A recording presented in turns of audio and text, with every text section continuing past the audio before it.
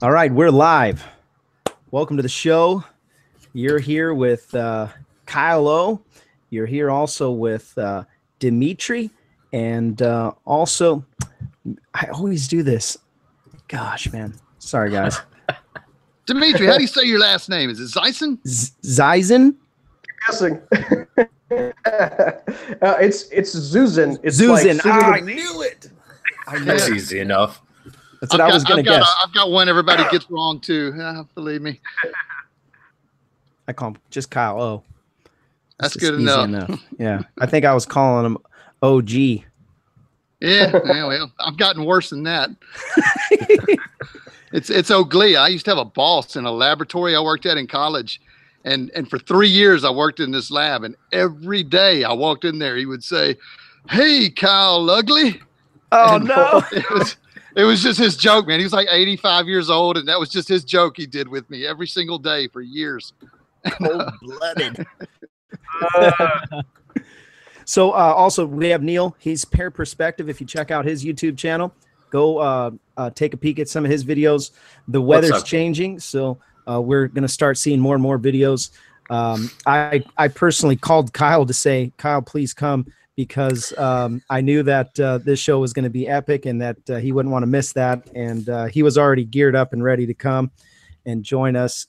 So Dmitri has a very fascinating story. And obviously, before we dive in, I want to just give you a heads up. My name is Robert Michaels. Been flying here for some time, and I'm still learning. I'm a P3 and just kind of going through the motions. And I thought it'd be cool if we created a place where we can come talk about paragliding every week on Thursday nights. And so go to the website, paraglidingtalk.com. You can find out what episode's coming up next. You can also get your email in the little email list. And I got big plans for the email list. So if you're listening, you're out there watching, and you're wondering why you gave your email to us, and don't worry, there's something special in the works. We're going to be doing something fantastic very soon. And so anyways, that's it. Also, please check out the Patreon, support the channel financially if you can, and it'd be a great motivation to keep this channel going. So without further delay, Dmitri has created, literally from like ground zero, a paramotor, the harness, the frame, all of it together using a CNC router and a couple other shenanigans, and has created his own paramotor. He also learned how to fly a paraglider by himself. Obviously, I'm sure he learned from books and from some other pilots and YouTube videos, and including Kyle O's. And I'm stoked about tonight. We're going to have a great time. So I want to first dive in with the first question and ask, how is it that you came to this idea that you're going to make this flying contraption in your guest room? Dude, I pretty much guessed that was going to be the first question.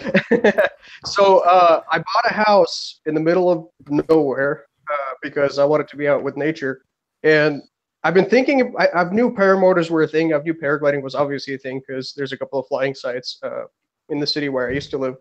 But then, a couple of times I'm driving up this road towards my house, and there's this big field, and then I looked up and there's this big hill. And like that moment I knew it was like time to really start thinking about it. So I wanted to do something like that for a long time. I didn't know how to do it. I didn't know what it entailed. And then, I did some research and I decided, hey, I think I'm going to build my own paramotor. And it all started with, getting a training harness put together and then getting my wing. And like you said, I didn't just like run out the field and start running around. I did a whole bunch of research for a long time, and then started training. Oh, quite the inspiration, man. Quite the inspiration. That's man. Well, when I started, deciding like, hey, I'm going to build my own paramotor, the first thing I did, of course, was go to YouTube and type in homemade paramotor. And Dmitri pops up, and he kind of had some of the backstory on his channel. And I was like, man, this dude, he did just almost what I did, just self-learning and researching it and doing it. And it was quite the inspiration. And I was like, well, heck yeah, now I'm going to do it too. And which, I had some flying experience, but I'd never built my own aircraft, but it was always something that I wanted to do. So So yeah, Dmitri actually inspired me to get the wheels turning and start cutting and welding and measuring and lots of math. But yeah, good stuff, man. So much math. Too much math. Yeah, it's a lot. Dmitri, you pretty much built everything, right? I mean, harness, you modified an engine, everything else you built. Yeah, except for the internal engine parts. But most of them were modified by me also. So except for the internal engine parts and the propeller, and yeah, I think that's pretty much it. It's amazing. I'm gonna while we're talking, I'm gonna put up some of those pictures right now, and you can see those on the website too. Let's see if I can pull this up. So, use a CNC router. Is that right? Yes, it is something between a CNC router and a CNC mill. Okay, and so where'd you find this, and how did you end up in this, where you're making things? Actually, the funny thing about that is actually the router is where the story begins, because that was one of the first things I ever started building seriously. So I built the router that actually machined the parts that built this flying machine, this paramotor. And it started out as like little boards of MDF wood that I cut with a handsaw. And for linear motion is what allows different parts of it to move along. It was like literally drawer slides for like kitchen cabinets that I started with. And, at some point, oh, there she is. There's the machine. At some point, that little machine was too dinky and it just like self-exploded trying to cut something. And then so I built a metal one. And then, so I've been building that guy for probably about 12 years now, one after another. And it's in a place where I don't have to build it anymore because it's where I want it and I can actually use it for stuff. So it's pretty cool, man. So this thing's got a computer attached to it. It basically, it does cutting. So you have different grinding tools that kind of go into that main motor, and then you type something into that computer, and then it'll just cut the pieces out the way you want it. Is that how I'm understanding that? Basically, and I mean, you go into a CAD program like SolidWorks. I use SolidWorks, which is my favorite tool ever. And you design a 3-dimensional part or like a 2-dimensional plate, which is a 3-dimensional part. And then you use what's called CAM software, where you can take that 3-dimensional part and you can define tool paths that this machine can take.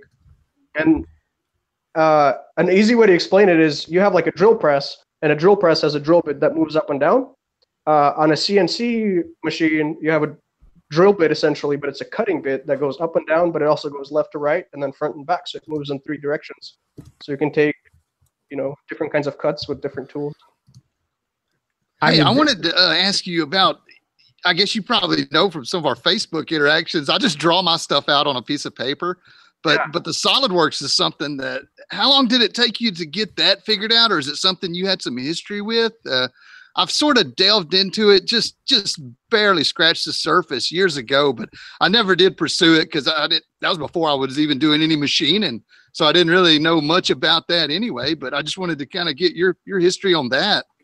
Dude, SolidWorks is amazing, man. It's actually, to do simple stuff like the stuff you're doing, Kyle is designing a throttle right now, so he's got a little, a couple of flat pieces. And the stuff that is pretty much flat plate aluminum, or sheet aluminum rather, is incredibly easy to learn how to do. It doesn't take more than like a month to get. Well, even with flat plate, you're still talking 3 dimensions though, because there's a thickness involved with it as well. So to explain how SolidWorks works, what's really cool about it is you start out with a 2-dimensional sketch, right? So you create your plate and then you draw little holes in it, and then you do what's called extrude, and it takes that sketch and makes it, instead of a 2-dimensional, a 3-dimensional object. And so, doing that part is actually really easy. Doing complicated 3-dimensional parts with cavities and stuff like that, that becomes more complicated. But the stuff you're doing, you can learn it. Out of a lot of people, could probably learn it in a month and do that stuff that you do on the napkin. It's incredible. Yeah, it's something I've been considering for a long time.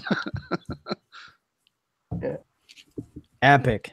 So let's talk about your first couple flights. You buy a paraglider, right? You get a wing.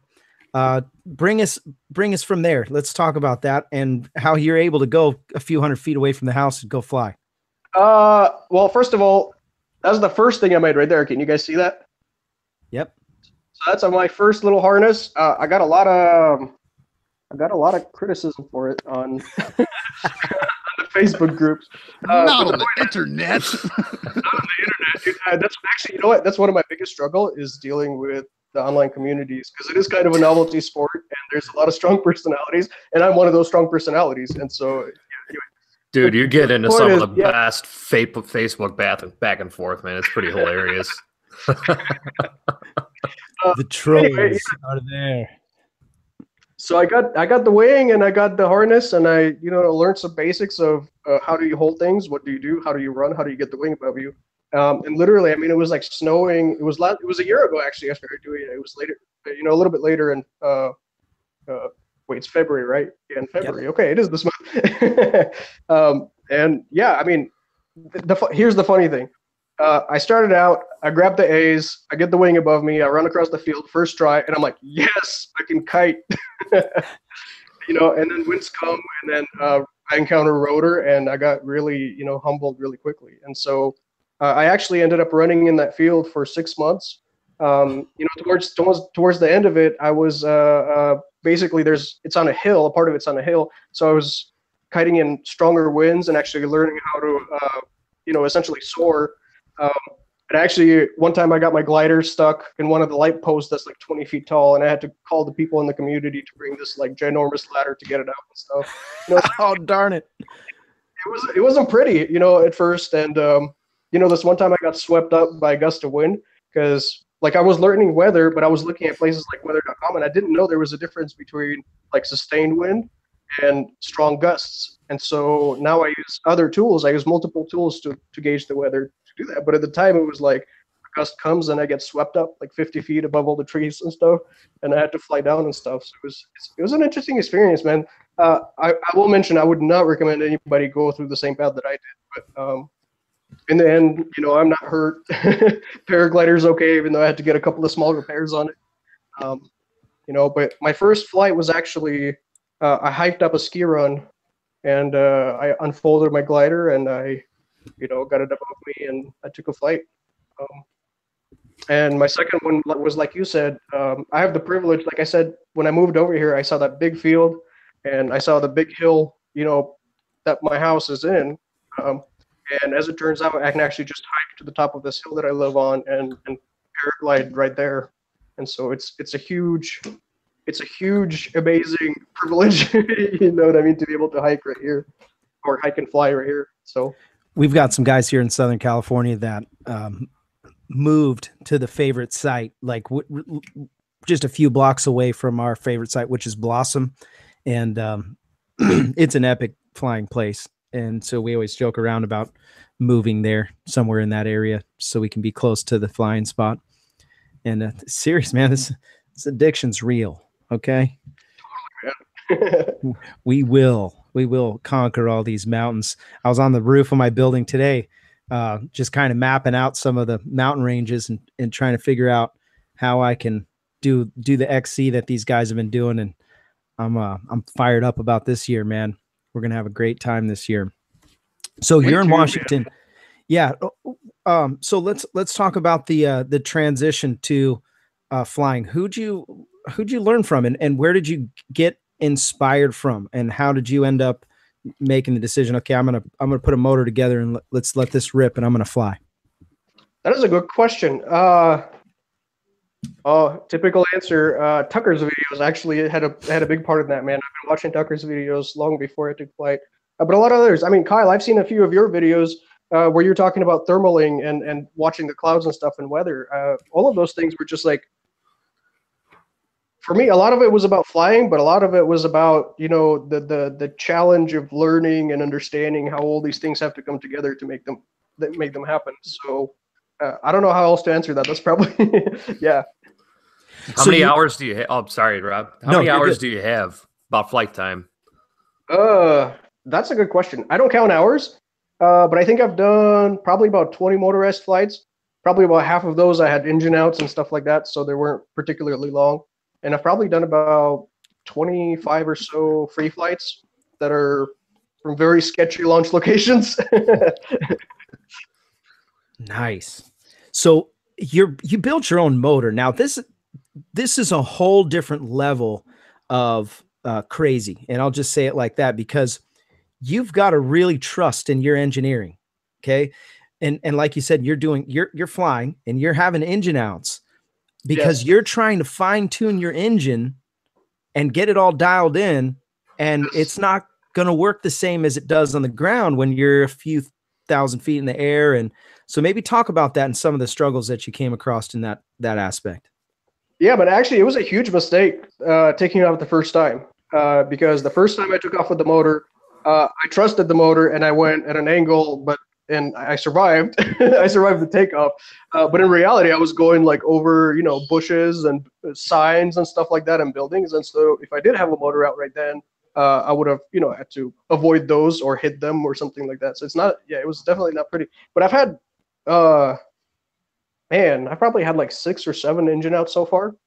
And a lot of it actually has had to do with my fuel delivery. And actually today I was outside battling my damn fuel delivery. And it's really challenging, man. It's really hard. It's really, really hard to figure out a lot of these things in building an engine because, you think, okay, there's performance parts for these essentially lawnmower engines that are available that you can just buy.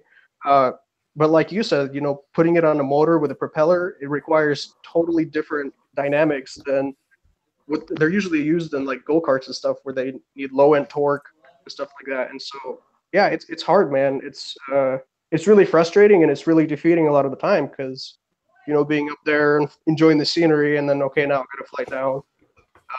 So far, the majority of my flights have been doing circles around my airport or, the little field around my house and only going, 1,000 feet up or something like that. So I haven't had too many actual extensive, long distance flights yet, which I'm really looking forward to, man. Frustrating yet so rewarding when it works. Yes, absolutely. So you've been recording all your progress too. I'm looking here. I'll just share what I'm taking a peek at right now. From the get-go, from what I gather, and tell me if I'm wrong, but you've been recording everything and posting your progress. So as you're putting this stuff up, obviously, and I've dealt with this myself. You say anything about self-taught and people just go crazy, and understandably so. They care about our community is so tight knit and literally we're like instant family. You find somebody, you show up to the site and you might be a guy that's making the decision, hey, I'm going to go fly, and you go by yourself and you're there at that site. And then all of a sudden you see another guy coming to fly and you're like, oh, another pilot, a friend, And so it's such a tight-knit community. It's a fraternity, man. It's like a fraternity. I mean, you get initiated and then you're in. Yeah. I got to give a shout out to this dude named Jim. He did the old school thing where you fly naked, I guess. And this dude did it. Okay. And he went to the site, right where it's our regular site. And he did it with just a black sock on, and that was it. And he crashed in the bushes. And so he calls me and he recorded it too. It's on YouTube. And he goes, yeah, I did the thing, man. And he goes, I flew in the buff. And I'm like, what do you mean you and he's like, and I crashed in the bushes. And he goes, no, and I didn't understand. He's like, I did it naked, man. And I'm like, what? Crazy sucker. Great. And he goes, yeah, and I crashed. And he goes, and I'm thinking about naming the video Black Sock Down. Oh my God. And he did it, man. It's so funny. So anyways, he's not self-taught, but in the beginning he wanted to be, and we all told him, don't do self-taught, man. Get an instructor and go after it that way. And so okay. So, you start posting stuff and I came across the same thing. You get the trolls one, and then you've got some, some governing factors, like for here, this site that we have, Little Black, it's ran by a club and there's political aspects on that. How have you dealt with that stuff? And if any, where you're at, have you had to deal with it? How did you deal with that? How did you process that and get through that? Fun fact, actually, I have never been around another pilot other than like this, and I've never been around even a real paramotor that's a production unit so far. So all of my stuff, I mean, I keep to myself, man. I you know, as much as I love doing it on the internet, I try not to cause any drama. I've ran into people that don't like it. I've ran into park managers. I've ran into airport managers that are strictly against me doing that there. You know, but like when I show up and I'm a polite guy and I'm nice and I talk to these people, you know, I'm flying out of a really sweet spot right now. That's a local airport where they're totally receptive, you know, and I talk to other pilots that fly airplanes and stuff. So it's pretty cool, man. Yeah. It's the online stuff. The online trolls, the armchair pilots. They're different in real life. You know, everybody's a hard head on the internet. You meet them in real life. Most of them are cool, you know. Yeah. Keyboard warriors.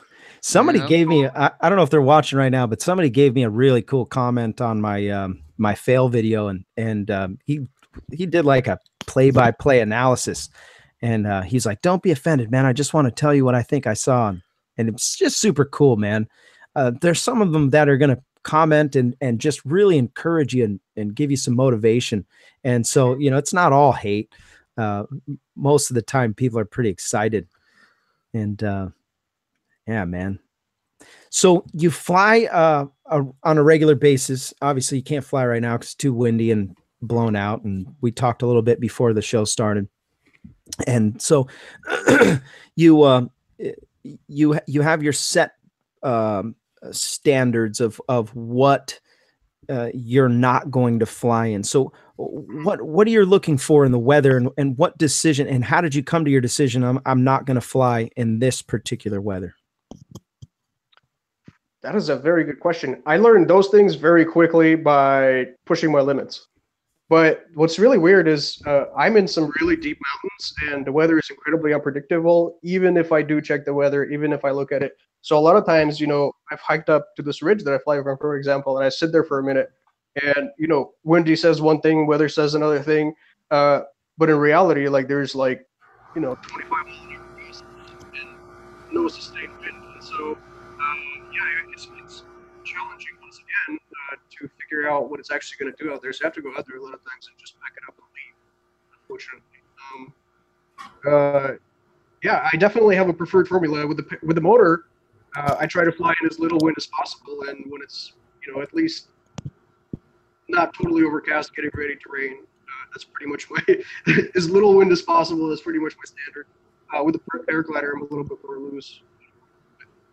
Hey, Neil, hit mute one time on your mic. I just want to see if it's you. Let's see. Art, did you get? Oh yeah, there you go. Yeah, there's it's picking up something. He got a really good microphone, so it's picking up something in his garage. Yeah, sounds like it was blocking some feed. There was some kind of feedback going. I was hearing that too. Yeah. So when it comes to weather, this, and by the way, this is what has got me completely hooked on free flight paragliding, because there's so many dynamics involved. If you understand the weather, you can go cross country, you can do big flights, and Kyle knows this is such a critical aspect of what we're doing. I mean, we're at the mercy of the weather. I've heard some interviews with Gavin McClurg's podcast where he's talking about guys flying and gust fronts come in and they're in competitions and people are going down and all kinds of chaotic stories. And, you know, I want to avoid that. I don't want to end up being a statistic of failure and, you know, mar the sport. And so when weather, and maybe Kyle, you can chime in here if you've got something, but when it comes to weather, with the competition, when you start competing, you know, winning is some of these guys' objective, or doing well. And, you know, sometimes I hate to say it, you know, they want the reward. I guess there's some money prizes or something. So there's a financial motivation, and, you know, just they sign up, they pay, they train, they want to go compete and do well. And sometimes, you know, they push further than somebody like me or you would, that just wants to do a cross country flight and maybe, you know, pump some miles out and see how high or how far. You know, they're racing each other. So a lot of that has to do with poor decisions, and people have been killed because of that. you know, want to, you know, go too close to the growing thunderstorm that's up ahead of you, where most of us are like, no, I'm just going to bail and go eat some tacos. You know, these people have winning on their minds. And I see it in different competitions that I've participated in over the years, different sports. But, you know, I just decided no competition. I don't want to make it about that, because you lose focus on what the point is. And it's just to have a safe flight. That's the point, and that's the only point. And you start putting any other things, you know, over the top of that, you're going to make bad decisions. And bad decisions, as we know, are what gets you in trouble. And yeah, that's certainly one factor. And I can't speak for everybody. That's just my personal observation and feeling about the whole, you know, competing, racing. I mean, there's you know, there's nothing wrong with being competitive, but when it comes to something like flying, you know, aviation is so critical to be safe and make good decisions. And if you incorporate that into it, and of course they say it's you learn so much by doing it. Anybody that's ever done a paragliding competition says you learn more in one competition than you do the whole year of, you know, with whatever you were doing beforehand. But still, if you start doing well at it, then that competition is going to creep in there, and it's going to influence your decisions at some point, I feel like. And that's just how I view it. So I don't really want to go down that road. I just enjoy flying for flying, and I would hope that that's why anybody would keep it a priority, you know, keep it like that, and not let the competition or the winning, you know, what do they say? Don't trade your passion for glory. I think there's a song about that. Yep. It's a good statement right there. I just want to keep it a passion and not worry about any sort of glory. We were talking about that one day, and I said, this is all just for leisure, man. This is all leisure. And, but you know, you do have to, and I'll use the word attack. You've got to attack the knowledge of weather probably long before you even get off the ground, especially if you're going down that dangerous self-taught path. Absolutely. Yeah, there's a certain, and I'm guilty myself. There's like a certain stubbornness to say, oh, I understand. I know. And realistically, about 50% of it, I had no clue. And this is one of those things that can kill you. So we talk about this, and on every show, I think we discuss it at some point, the safety aspect of it. And so I think it's a good thing. So you made your own harness. Let's talk about that for a second. So three harnesses, 3 harnesses now. So I mean, that's borderline starting your own company. You've got good on that, man. There's so much work involved in, you know, tying little threads. I would not want to do that as a company, man. Oh, brutal. So let's ask about that a little bit. And I'm sure Kyle's going to be interested in this. At what point did you decide I'm not going to buy a harness? Was it because your custom motor required a custom harness and a setup? How did you come to the decision to take that effort? That is a very good question. I'll answer like this. I've been cutting my own hair since I was 12.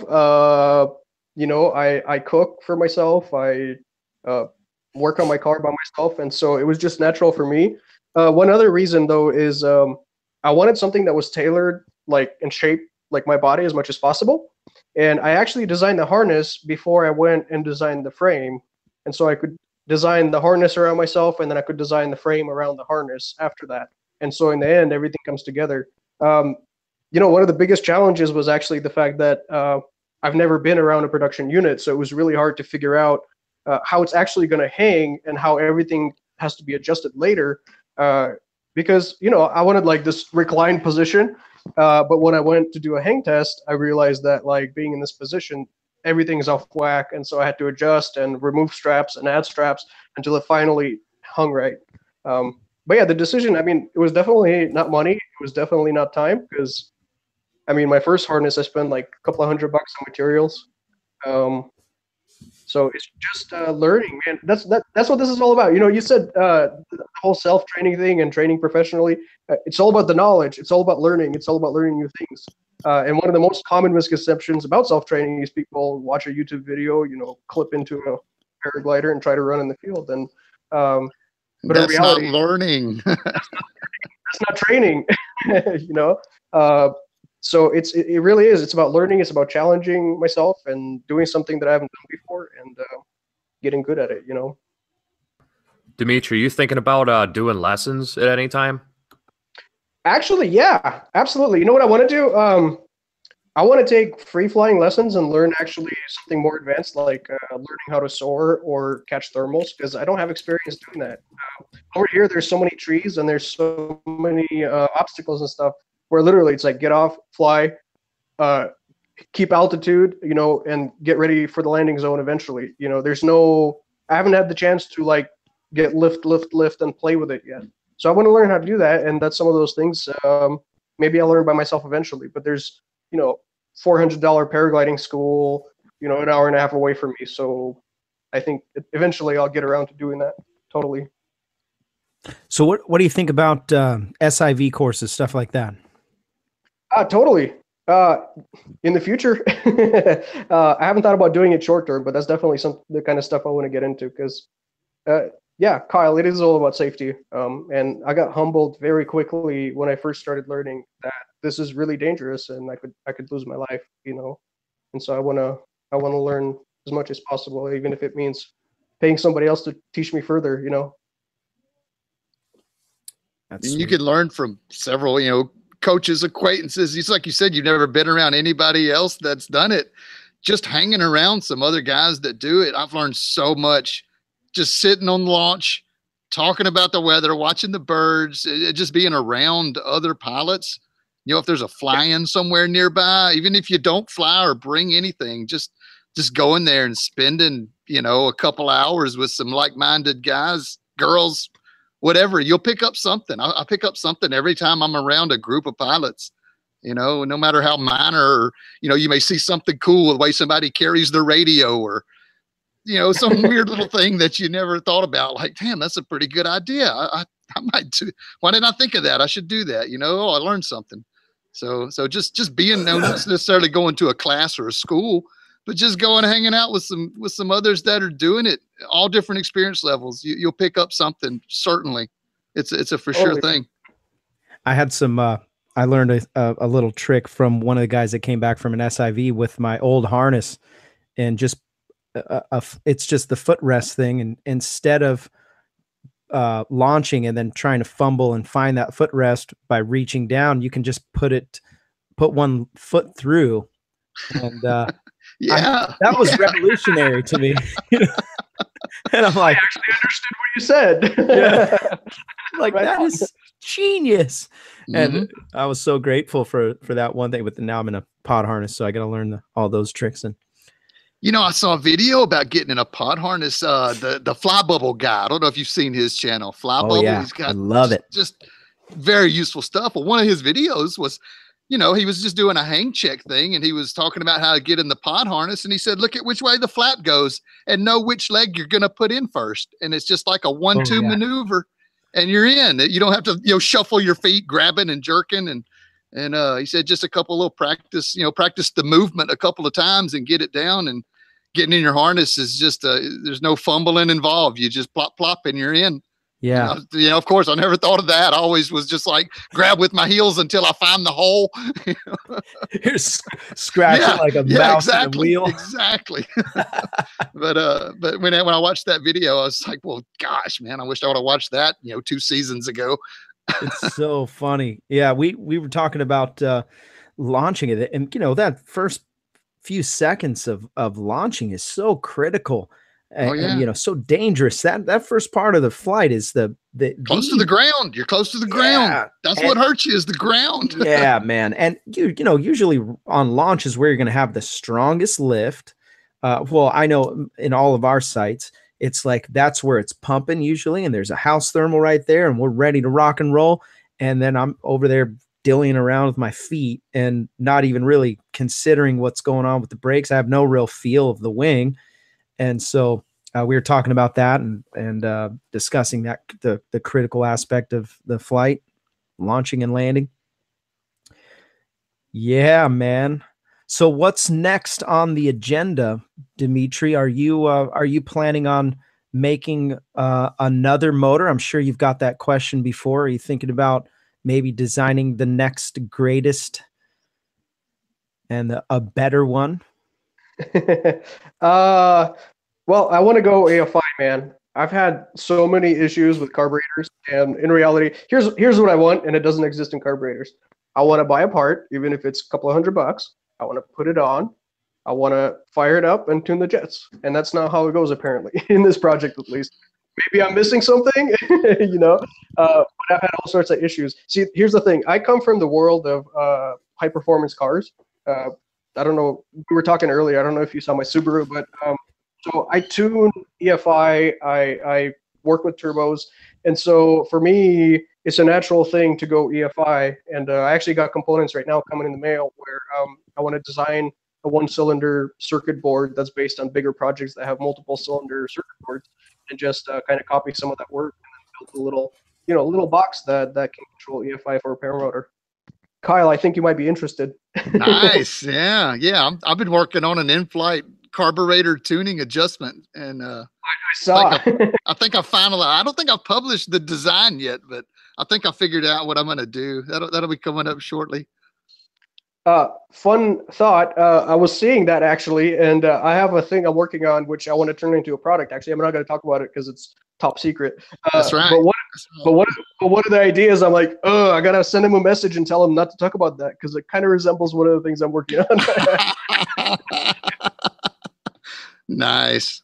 But yeah, man, people ask me if I want to like make a company out of making these little engines, and not particularly, man. Because here's the thing: I think eventually electric is going to catch up, and as much as I like to imagine building a company of these little lawnmower engines and flying them in paramotors, I don't think it's ever going to be as powerful or as efficient as not efficient. That's not the right word, but as easy to work with as a two-stroke. So I wanna make little products. But I don't want them to be like these paramotors yet, at least. So we'll see where that goes. But yeah, I will end up building another engine. I will probably make more harnesses, and I definitely want to go EFI. And one of the things actually is I have a little itty bitty turbo that's designed for little racing engines, and so I want to throw that turbo just for fun once I have EFI in place, just to see high altitude. Yes, sir. Yeah, that's pretty cool. So, is there a paramotor out there that has turbo on it? Not that I'm aware of. I've seen one YouTube video that has a paramotor with a turbo on it. Other than that, I've not seen anything. So interesting. That'll be great clickbait, if anything at all. If it doesn't, there's no telling what's out there for people that aren't even involved on the internet. Like some Dmitri out there that doesn't have internet who's whooping out some stuff and. You see these posts like, who was flying in my neighborhood? Somebody came over with a such and such glider, and it's just crickets, man. Like, we don't know. Somebody there, clearly they're not on the online social media scene. But it cracks me up, Kyle, when you're flying over people's houses and stuff, and you're like, yeah, this is so-and-so's house, and oh, look, they're out there, and you wave, and you're like, oh, and this is my neighbor so-and-so. Just flying over. It's so cool. I've been around this place a long time. I know a lot of people through here, man. That's just my stomping grounds. They call you when you fly over and oh yeah, they'll come by. I saw you the other day. You were flying Saturday, weren't you? Like, yeah. Yeah, that must have been me. By the way, how you liking the Delta? You flying it still? Man, I'm jonesing to take it out. It's been so long since I've even flown. I went out to, it had been almost a month, I think, since I had done my last flight, which I think that's a record for me since I started flying. And I had the most beautiful day last Sunday, and it was like 67 degrees. The sun was shining, the winds were calm, and man, I cranked my stuff up, and it got all, the throttle was, the spring popped off and it went wide open throttle on me without even me using I was just like, oh my God, look at this. And luckily I had a good halt on it. It was on my back. I wasn't, I wasn't cranking on the ground or anything. I won't do that. And it but it turned out it was just a little C-clip on the carburetor had popped off at some point in the past. And I'd worked the throttle over however many days, weeks, or months it's been. And the butterfly valve had sort of gotten peened and crushed, and it slipped the shaft far enough out that the spring was popping off. And that's what was making it go wide open throttle is the spring that retracts the throttle back down to idle. It had popped off the little stop. And I was like, oh my gosh. So I put the motor down, and I saw where the spring had come off, and I put it back on, and I cranked it again and gave it a couple of revs, and the same thing happened. I was like, well, I ain't flying, I guess. And I mean, I was like, I done broke a sweat. It was so warm. I was sweating out in the yard, and I was just like grounded again for, maintenance issues. And I thought at first maybe it was just mad at me because I was building another one in front of it. And it turned out it was a mechanical failure due to a missing part. And man, yeah. So that's a good lesson for everybody. That there's another spring you got to look for in your pre-flight check. Yeah. Well, part of it is look for the return. When you squeeze the throttle, make sure it goes back when you let off. That's like, day number one, lesson number one, check your throttle before you crank it. Because if you crank it and it's on the ground and that thing is wide open, it'll just run you over and chop your head and hands off, all at the same time. And so that's one of the first things I look for is make sure I got a good return on the throttle spring. And it was working fine. So I put it on, cranked it up. And it was after I had done all the proper checks that this happened. And but what I've never done is look at the other side of that where the spring, the little shaft that it's rotating on. If you look on the other side, there's supposed to be a clip that holds it all tight. And that clip had popped off, and it had just worked its way out over the, like I say, whatever the time frame was. Wow. It might have been something that fell off the first week I had it. I just don't know. I never looked for that clip, but and I posted on the internet, and it turns out that there was some other people that were missing the clip too, and they had the same damage, but it hadn't worked its way enough to cause that spring to slip off yet. Wow. So yeah, pretty. I mean, a part that cost a penny, could have cost somebody fingers or hands or arms or their lives even. And that's that might be a good catch right there. I'm sure that there's a better an alternative to that clip, that C clip. I don't know, man. It could have been, I might have snagged it with a rag one day when I was wiping off the motor. It might not have been any fault of the design, because the way it's on there, I mean, there's really almost no force that's going to knock it off unless maybe it was a piece of bad steel. It could have gotten a crack and snapped or something. I don't know. It's pretty tough spring steel, I think. But, and again, it could have been my fault. I just don't know. I don't know when it went missing or how. But, I have touched that part of the machine before, doing cleanups and checks and stuff. And who knows, I might have pulled it off. I'm just not sure, but, just that teeny tiny little thing could have been a bad thing. And that's, a safety point I want to make when you are dealing with motors, starting them on the ground and not, having them.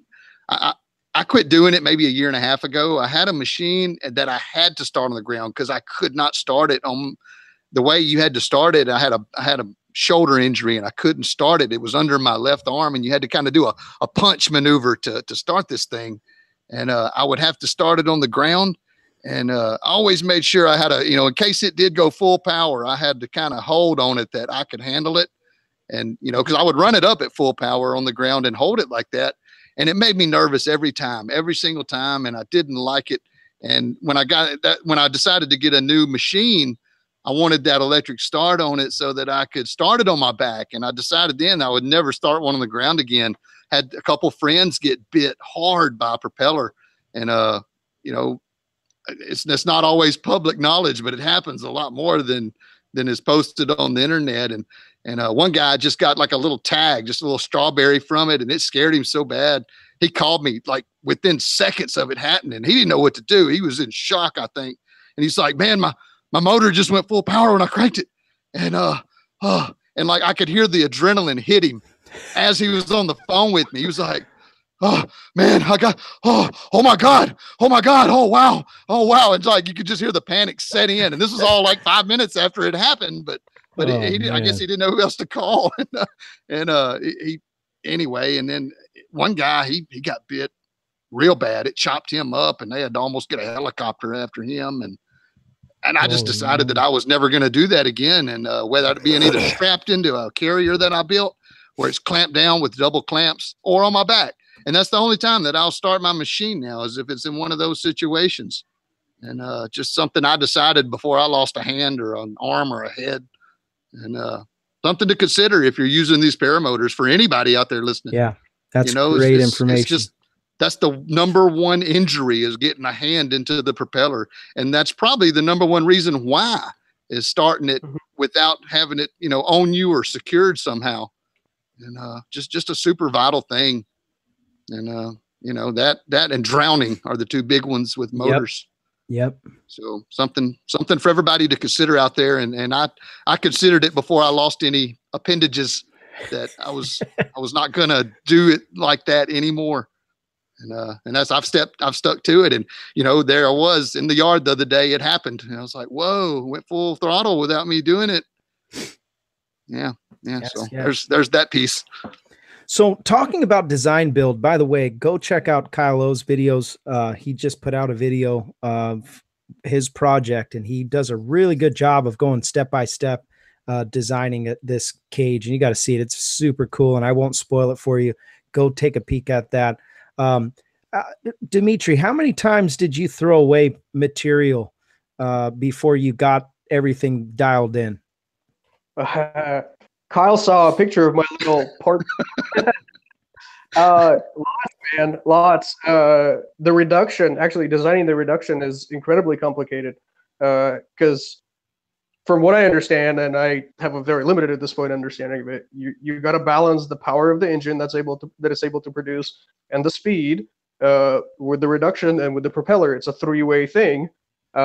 And so I've gone through and I've machined so many pulleys and so many little plates and stuff. So I have a good pile. And the thing about it is, it's not wasted material, it's wasted time.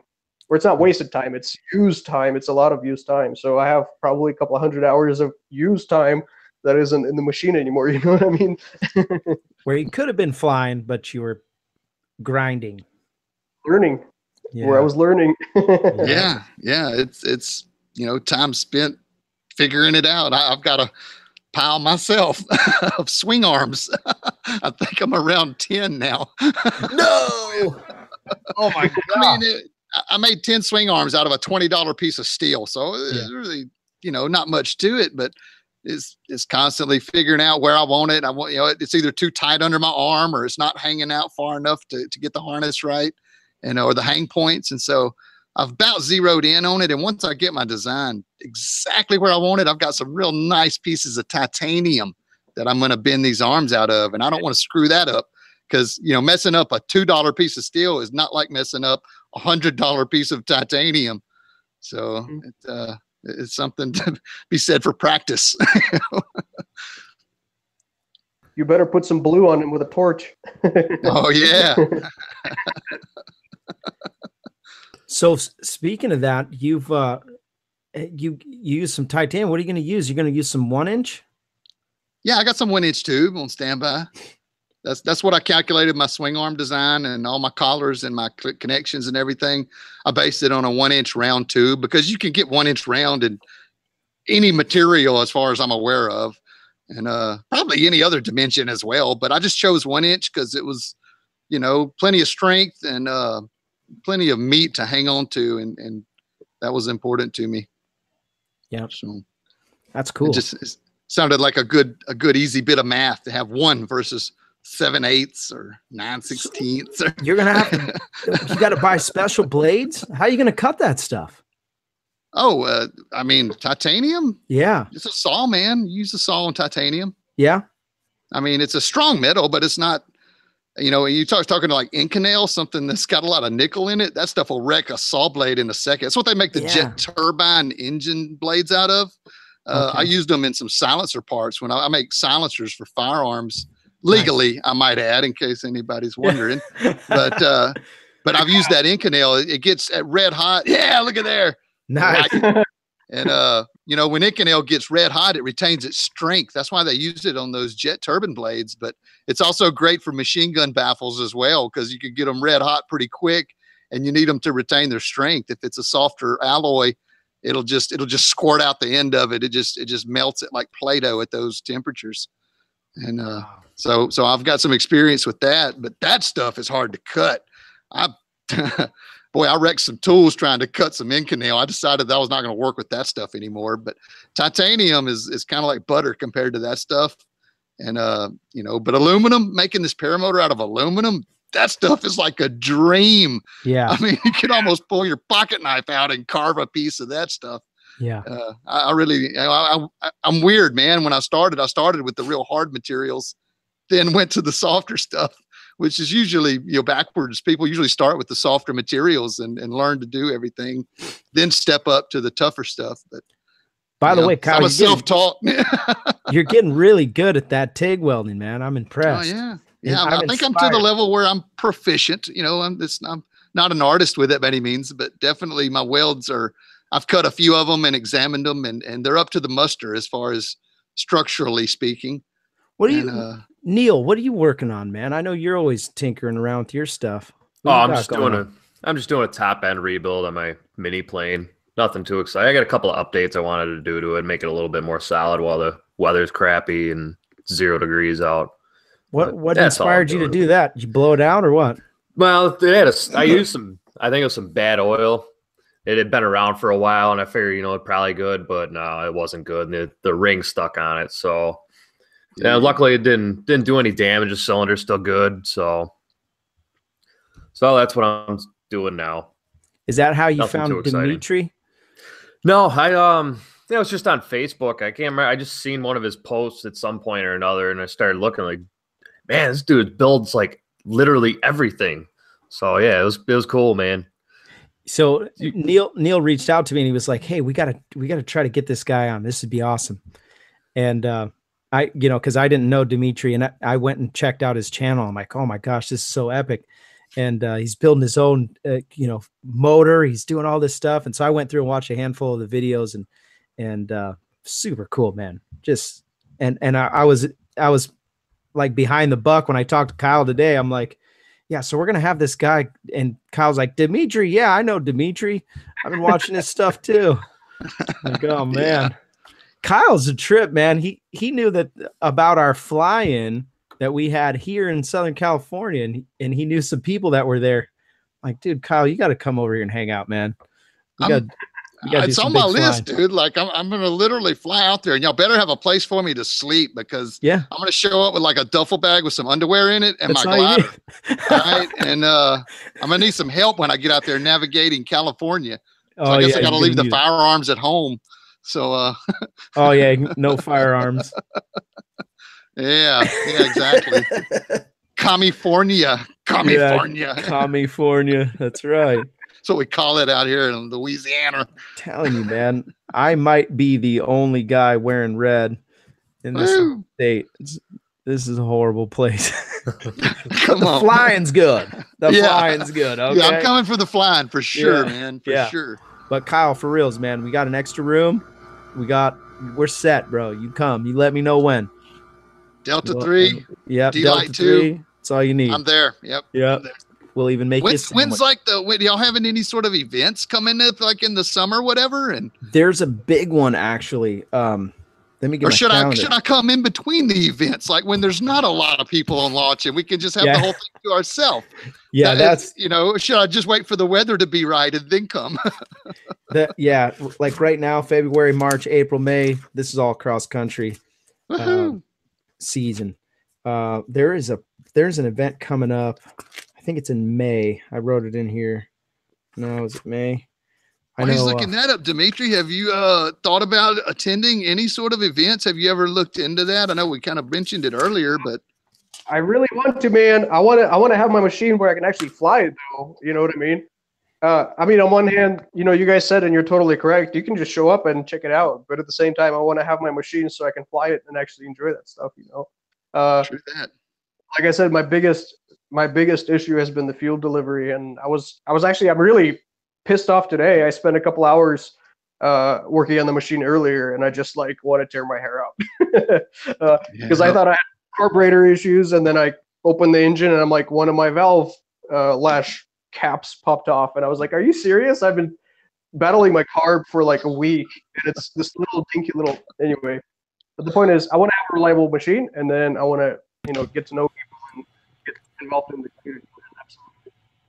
Heck yeah, man. That fly-in, by the way, is the 23rd, 24th, and 25th of March. And it's in Big Sur. So we're going to try to sneak out there and maybe go to at least one of those. I fly a new site, Is that New Mexico? Is Big Sur New Mexico?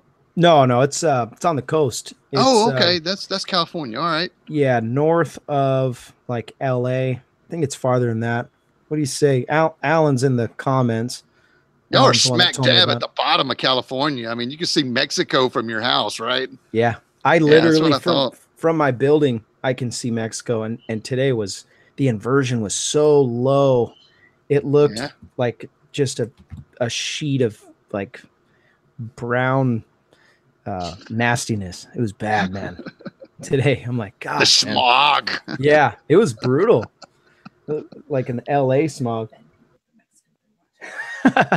My wife just goes, "You're gonna offend people from Mexico." Yeah, it's dirty Mexicans over there. Don't get offended, man. No, those guys are so cool.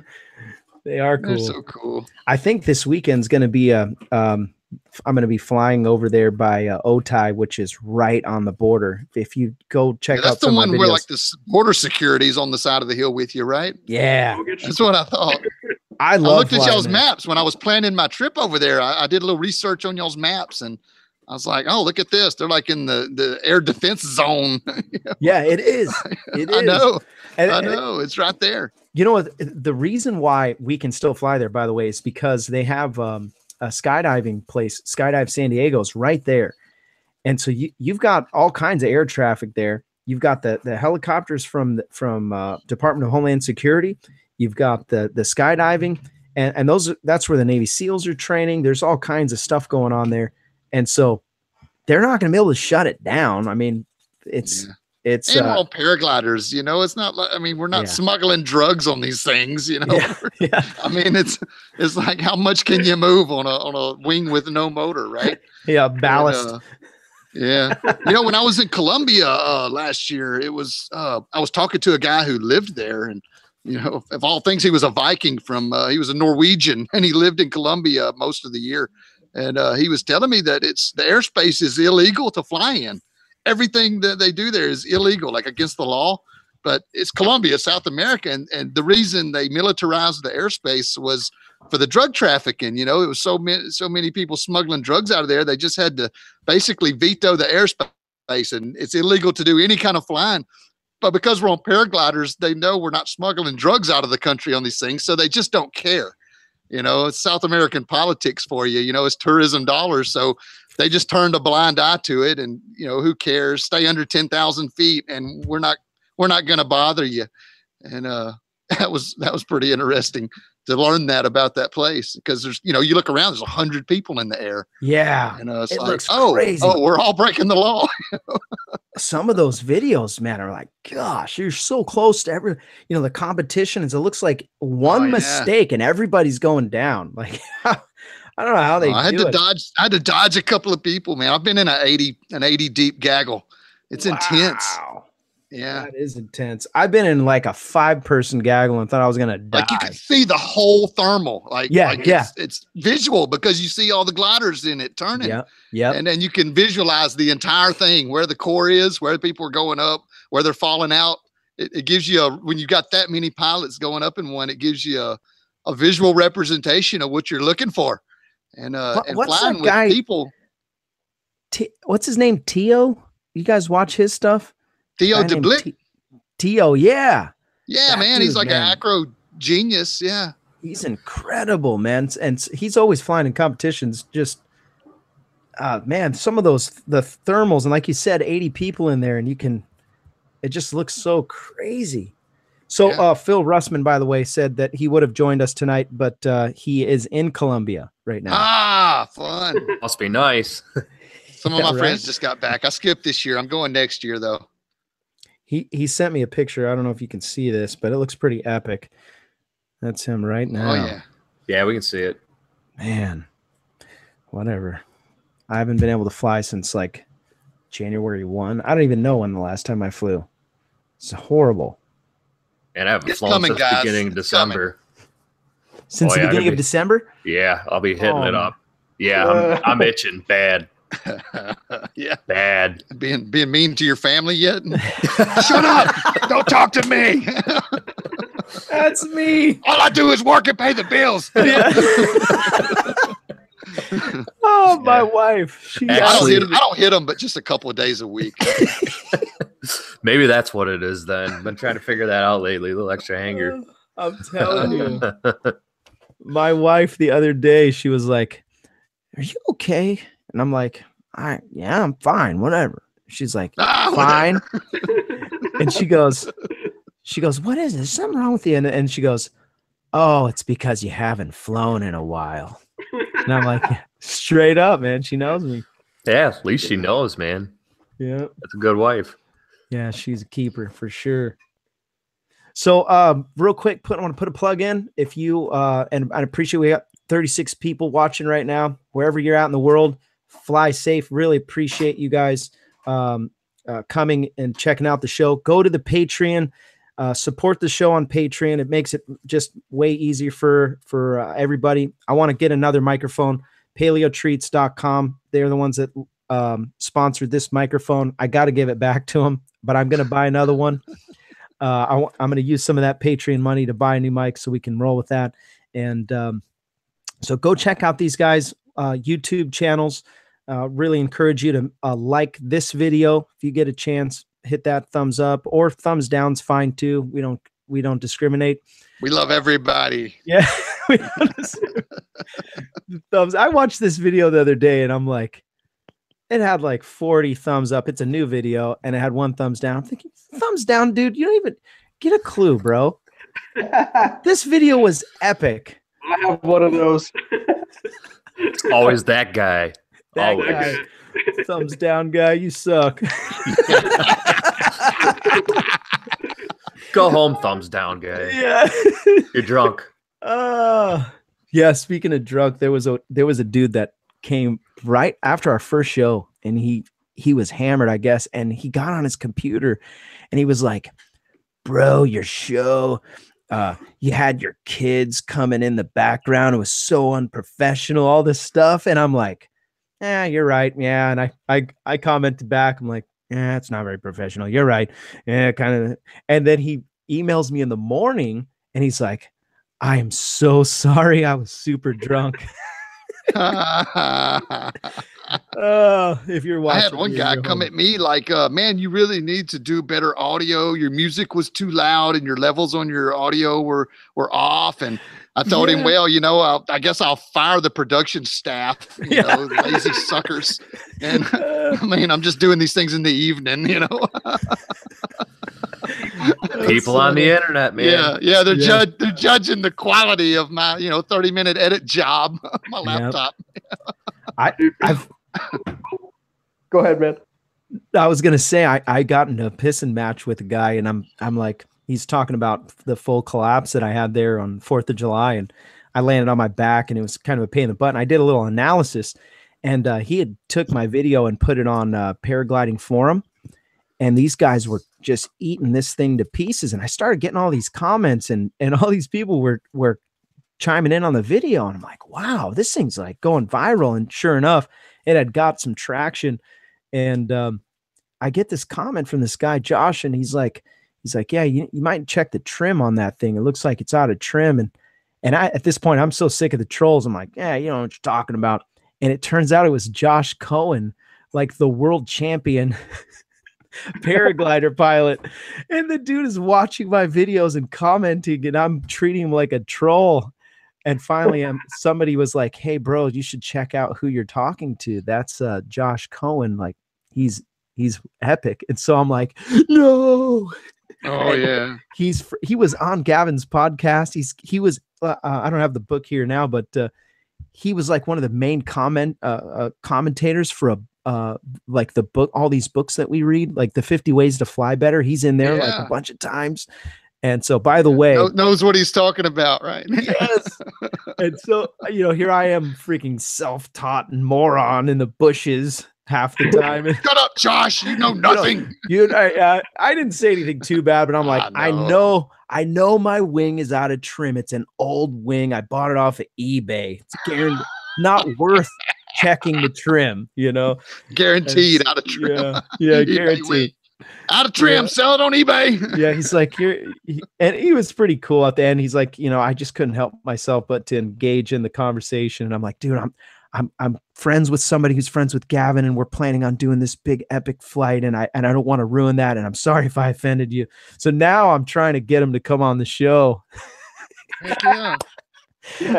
I reached out to him like, hey, we've got this show, and I was the guy that so super funny. Dude, that'd be a great way to close that chapter out, though, right? I know, right? Have him on the show. That'd be perfect, man. I hope he does it. He's ignored me so far, so. Oh, bummer. If somebody out there is friends with Josh, tell him I'm sorry, and I want him on the show really bad. Yeah, gotta be careful what you do on the internet, man. That's right. You get into that little mindset where you're all angry and emotional. You're just typing all this crap, and then you think about it the next day, and it's like, oh God, what was my problem?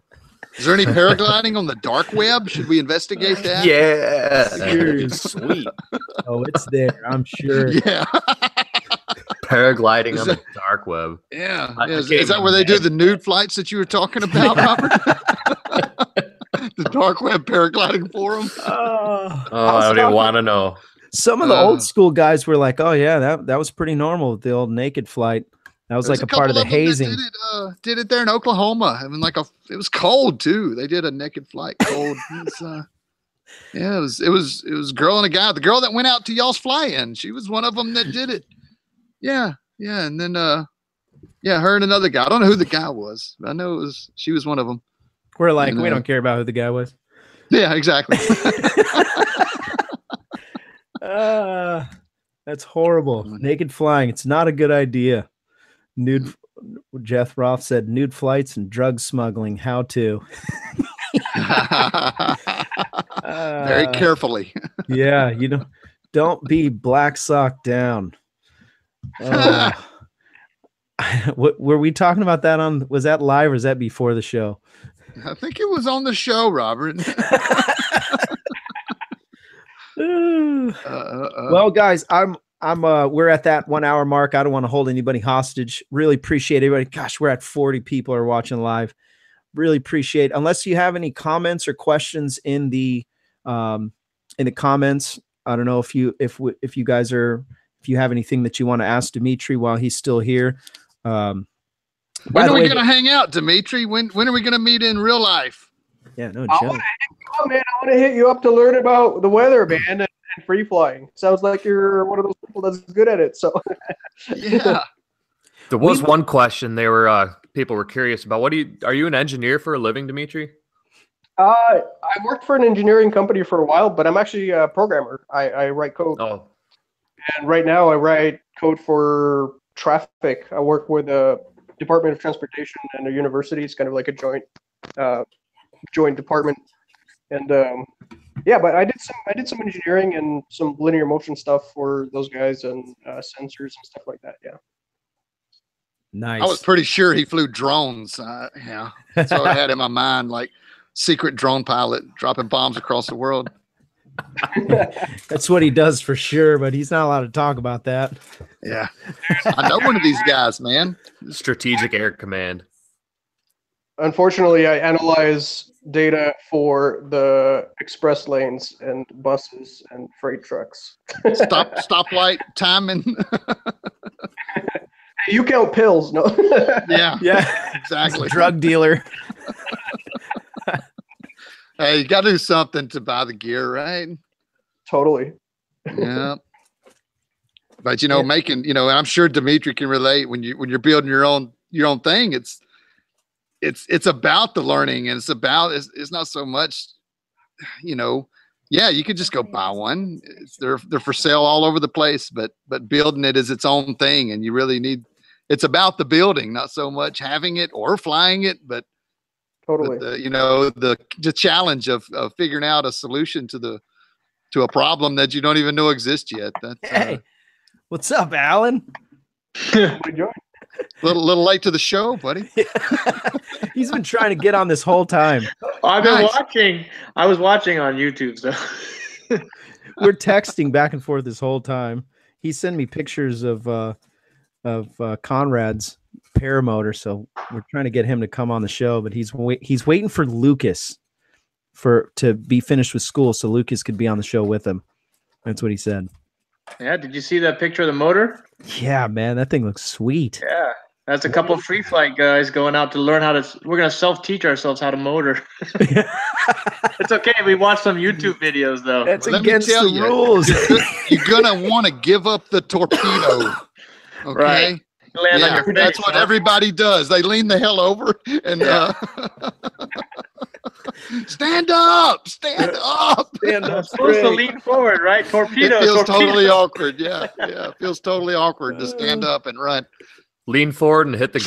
Trust It'll be good. thrust. Let me see this. Let's see if you can see this. That is crappy quality, but that's the motor right there. Blackhawk. I don't know what it is. It's Blackhawk. Is it? Well, they run. They'll run for a little while. Hey, it was free basically. So yeah, really? Yeah, he traded it for a harness, so basically free. Wow. Yeah. What kind of harness did he trade? An old harness, like a gin free flight harness. Wow. Yeah. That's epic. I have a harness. Yeah. Good harness for sale? It could be. No, I'm just kidding. Man, that last one you sewed up, Dmitri, it had some style too, man. You had the cool print going on. Looked like Mema's old camper on the inside. I liked that. Reminded me of an Afghan on Grandma's Davenport. Yeah, 74 Prowler. It was decorated just like Dimitri's harness, man. There it is right there. Dude. There it is right there, man. Yeah, look at that thing. I love it. That's epic. I knew people were gonna give me crap for that. No, that wasn't crap, man. That I'm telling you, that brought me back to my childhood. Oh, not you, man.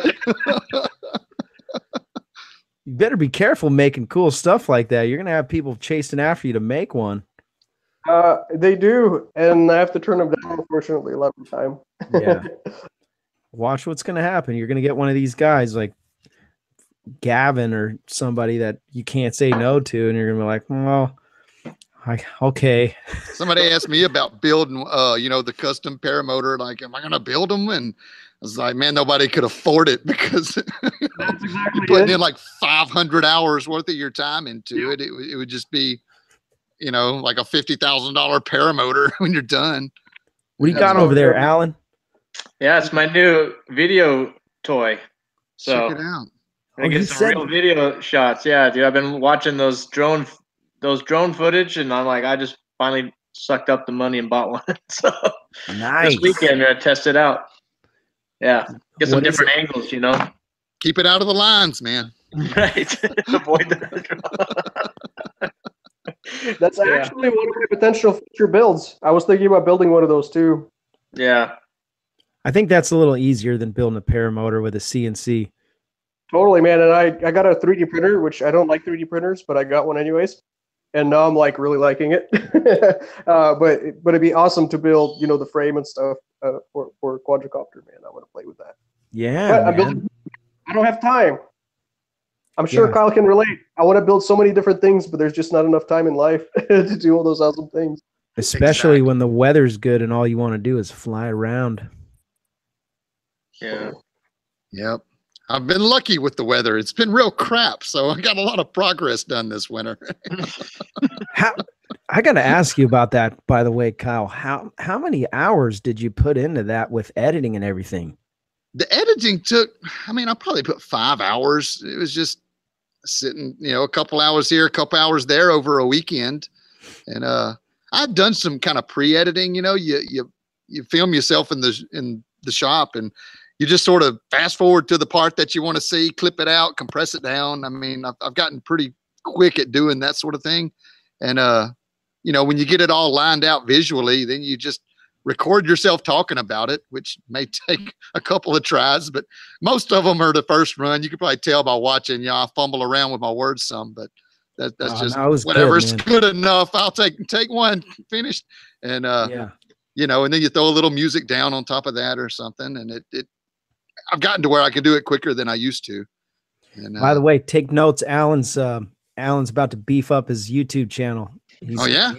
He has such epic flying stuff going on around him where he flies, and so I'm surprised. Where's this at, Alan? Where you coming from? California. Well, okay. I'm on the phone. I'm on the video call, babe.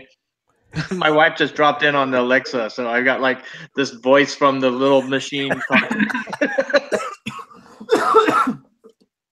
So Alan flies at Crestline, which is they use the landing zone for Marshall if they have to, but for the most part, they just play around right there on the launch. And it's like the epic spot in Southern California. It's such a cool spot. Are y'all close to each other? How far apart are you? It's 2 hours. 2.5. Yeah, it's 2.5. Oh, okay. Yeah. Yeah, he's trying to get me to come up there this weekend, but I don't know if I can do it. We've got this Valentine's thing going on at the church, and then right after that, I'm going flying, bro. I might even bring my wing to the Valentine's thing. Like, here's the flowers. Okay, gotta go. Gotta roll. Valentine's is for nighttime. Yeah, I know, right? It's Friday night, Saturday morning. Yeah, I know. I didn't make the appointment. And plus, Valentine's Day, men, is coming. Make sure you buy something for your lovely woman. No, man, you make something. Or you make something, yeah. Yeah, full custom, man. Full custom's always better. Right, Dmitri? Absolutely, man. Full custom, baby. Unless your stuff sucks. Or half custom, where you buy a card and you scratch out all the words and write your own poem. They love those too, man. Yeah. Pro tip. Pro tip. Yep. How long you been married, Kyle? Oh, let's see. What is today? I've been married for 16 years, 1 month, and 9 days. Yeah. Nice. Got down to the day. Yeah, seriously, man. That's epic. Watch and learn. Yeah, that's how you do it. I've been married for 15 years. This year we had our 15th year anniversary. So yeah, we're right there, man. That's awesome. Good stuff. Alan? Yeah. How long have you been married? 17. Yeah. Wow, man, that's awesome. Because my daughter was born in 2000. So can't remember. 2017. That's easy. Yeah, so there you go. Well, it'll be 18 in November, so that's how it works. Dmitri?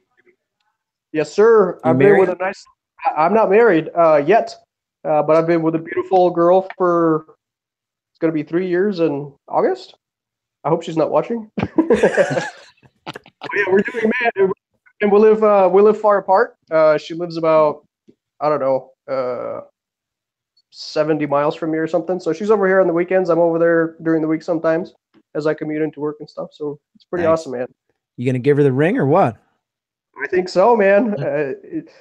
The only reason I haven't is because the distance thing, man. But we're working towards selling this place. Unfortunately, as much as I love it here, I'm looking possibly different state, maybe different location. CNC that ring and let it rip.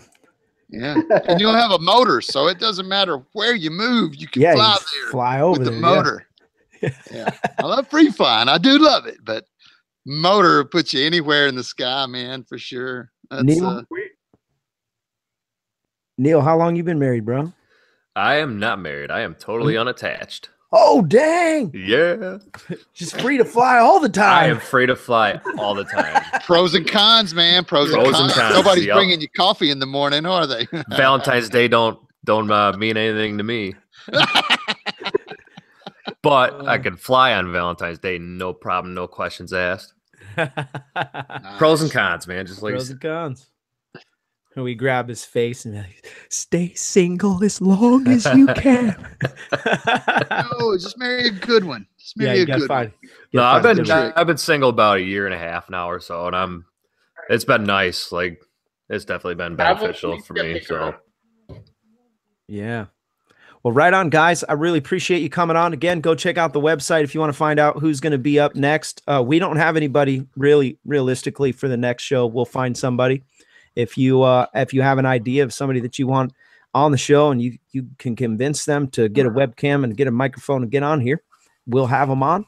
Go to paraglidingtalk.com to find out those details, and also encourage you again, go to the Patreon and support the show financially. And we're gonna wrap up this segment. We'll have just a few minutes on the after show if you guys want to hang out for a minute. And but other than that, thanks for watching. Really appreciate you. Make sure you hit that subscribe button if you haven't subscribed, and subscribe to all these guys. And I'll make sure that a link to their videos are in the description. Everybody who's been on the show has a previous video except for Neil. And so Perspective, you'll find him on there if you go through the website enough. And really appreciate everybody watching, and thanks for your questions and comments. And you guys are awesome. And we'll see you next week, Thursdays at 6 p.m. Pacific time. Have a great night, guys. Thanks, guys. Hey, guys.